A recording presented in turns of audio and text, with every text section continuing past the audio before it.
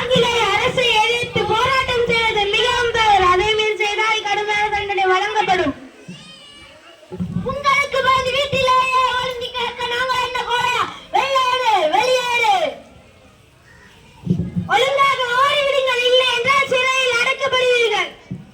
என் தேச விடுதலை போராட்டத்தில் குண்டாந்தடிகள் தாக்கினாலும் கொடுஞ்சிறையில் அடைக்கப்பட்டாலும் செத்து மடிந்தாலும் கவலை இல்லை.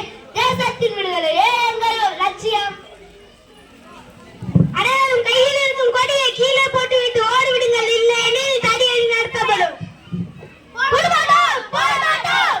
எங்கள் உயிரிலும் மேலான கொடியை பிரித்து வந்த நாங்கள் உங்கள் தடியை பார்த்தா பயப்பட போகிறோம்.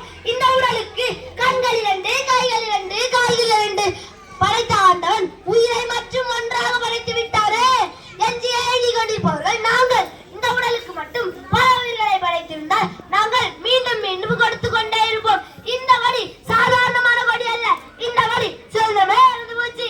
இந்த நாட்டு மக்களின் நல்வாழ்வே தன் வாழ்வே என்று நினைத்த எங்கள் பெருந்தலைவர் பிடித்த கொடி.